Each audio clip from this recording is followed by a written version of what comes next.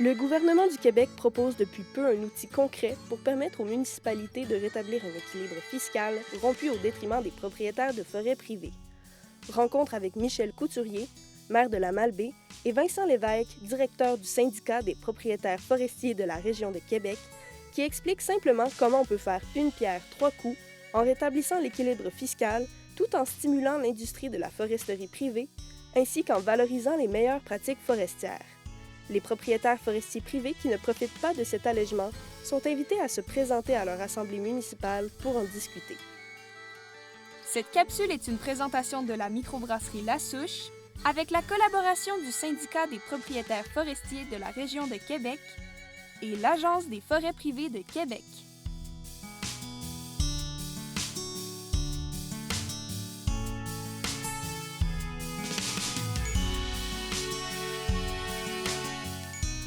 J'ai été élu en 2013 comme maire de la Malbaie. Quand on est élu, on a des compétences dans certains champs, mais pas dans tous. La forêt, pour moi, était comme... J'avais une entreprise de vêtements de travail et puis de mercerie aussi, mais je travaillais beaucoup avec les propriétaires de boisés, des travailleurs sylvicoles. Je travaillais beaucoup avec ces gens-là. Ça m'a toujours un peu intrigué. Quand on a été élus ici, bien, on hérite à la Malbaie la responsabilité d'énormément de terres sylvicoles de territoire. La Malbaie, c'est 700 km². Et il y a un nombre de kilométrages immense qui correspond à des forêts. Et évidemment qu'on s'est fait aborder par le propriétaire les groupements des propriétaires boisés privés là, pour l'aménagement de nos forêts, ce qui avait été négligé un peu dans les années antérieures à moi. Comme je ne comprenais pas beaucoup, je me suis promené avec des ingénieurs forestiers sur le territoire, là, ce qu'on avait, puis qui m'expliquaient ce qu'ils faisaient, puis qu'est-ce que c'était dans la vie, la culture forestière de nos forêts. C'est un jardin, la forêt. Hein? C'est ça que j'ai compris, en gros, de leur message. Ils me disent, on plante un jardin, on récolte, on plante le printemps, on récolte l'automne.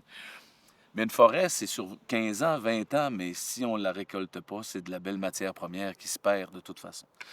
Alors ça, j'ai compris ça tout de suite. On travaille beaucoup. On a des programmes d'année en année d'aménagement de la forêt. Et puis, qu'est-ce que ça donne? Ça fait travailler... C'est du développement économique aussi. De par nos forêts qu'on entretient, on fait du développement économique. Nos scieries profitent du bois qu'on récolte. Les travailleurs, les transporteurs, les travailleurs sylvicoles. Et puis, nos forêts sont plus belles et ils servent à quelque chose. Ce bois-là sert à quelque chose. Alors, évidemment, que quand est venu le fameux taux, l'avantage, le taux d'avantage fiscal pour les propriétaires de terres forestières privées, qu'on pouvait les encourager à entretenir leurs terres, bien, pour moi, ça n'a pas été une question. Et pour moi, pour le conseil, là, je dis moi, mais pour le conseil, ça n'a pas été une question. On a vite abordé là-dessus. Il y a à peu près 7 millions d'évaluations de terres forestières ici à la Malbaie. 160 personnes se sont prévalues de ce programme-là. 160 propriétaires ici. Alors, c'est énorme quand même. Il y a des gens qui c'est avantageux. Alors, c'est tous des gens qui se disent, nous, on a un programme d'aménagement de nos terres. On va le faire. Et puis, de ce qu'on se dit, ben, c'est dans la suite des choses, ben, ça va. Alors, pour moi, c'est un succès.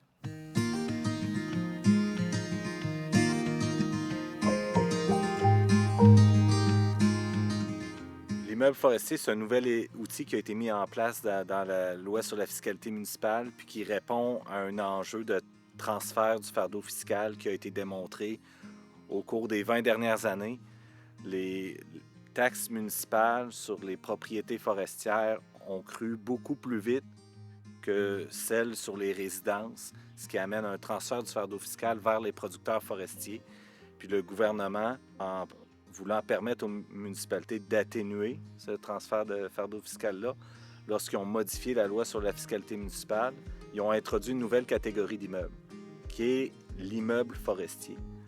Puis c'est à ce moment-là que les municipalités, dès 2021, ont dû identifier sur leur territoire, puis au renouvellement des rôles d'évaluation, la nouvelle catégorie d'immeubles forestiers, puis ce qui se retrouve à être l'ensemble des producteurs forestiers sur leur territoire. Puis la municipalité, une fois qu'elle a identifié les immeubles forestiers, elle a la possibilité de réduire le taux de taxation dans une fourchette entre 66 et 100 % du taux de base qui est déterminé par la municipalité.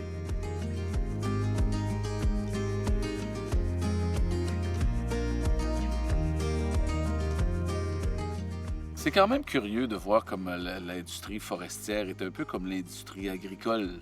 On vit avec dans les régions du Québec. On est toujours en constant contact avec eux. Et là, je parle pour monsieur, madame, tout le monde. Moi, je faisais des affaires avec les agriculteurs, les travailleurs sylvicoles. Est-ce qu'on connaît bien l'industrie? Non. On connaît pas beaucoup, on connaît pas bien ça. Et je me rends compte que en devenant maire, ben, tu as des responsabilités. Il faut que tu apprennes à connaître et à comprendre ce que tu connais moins.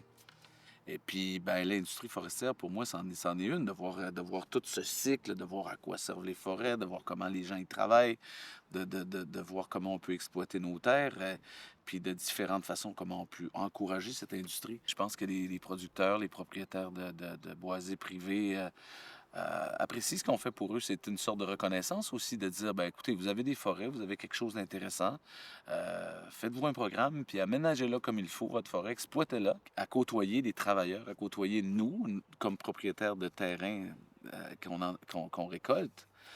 Ben, je me dis, écoute, c'est une industrie magnifique, ça. C'est une grosse business, ta patente-là, et puis ça mérite qu'on s'y exploite. Comme on le disait plus tôt, je pense que c'est à mauvaise presse. Les gens voient une forêt, on coupe les forêts, on les rase, on les brise. C'est des grandes entreprises de ce monde qui en profitent au détriment des grandes forêts. Peut-être qu'il est arrivé des erreurs au Québec, probablement, mais l'industrie se raffine beaucoup, beaucoup, de plus en plus. Maintenant, ici, c'est beaucoup des coupes sélectives qu'on fait dans certains secteurs avec du reboisement. On replante. Au bout de 3-4 ans, tu vois que la forêt se régénère, elle redécolle. C'est même magnifique. C'est clair que la municipalité qui va adopter un taux réduit va encourager les propriétaires à se faire réaliser un plan d'aménagement forestier qui va les informer et les sensibiliser sur les milieux sensibles, les pratiques, les saines pratiques à faire sur leur propriété, la protection de la biodiversité, le respect des habitats fauniques, certaines espèces menacées ou vulnérables. Donc, collectivement, on a tout intérêt à ce que les propriétaires des forêts privées qui sont à proximité des lieux habités soient aménagés convenablement selon des normes sylvicoles qui sont reconnues par le gouvernement, puis qui respectent l'ensemble de la réglementation. Puis ces gens-là, il faut les soutenir. Collectivement, une forêt aménagée va être moins vulnérable aux intempéries, va être moins vulnérable aux incendies, des risques de feu. On en a vu beaucoup au cours de la dernière année. Lorsque vient des tempêtes de vent, des verglas, une forêt aménagée qui est en croissance est plus saine et plus résistante. Donc, il y aura moins de chablis.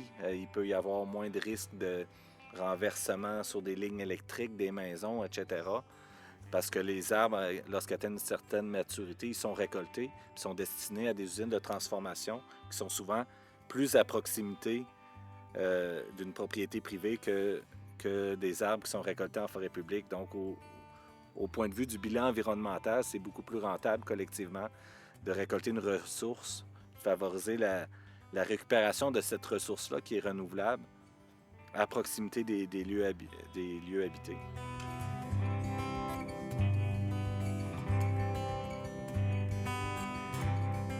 Et si nos propriétaires de boisés privés se portent que mieux et entretiennent les forêts, je pense que notre communauté va être plus riche. Je pense que tout n'est pas monétaire dans la vie et que les villes doivent aller de l'avant. Puis on parle d'environnement, on parle de mettre en valeur le territoire, on parle de... Ben, des fois, ça prend des gestes. C'est facile d'avoir des grands mots, de la grande théorie quand on est dans des rassemblements de fédérations québécoises, de municipalités, dans nos MRC ailleurs.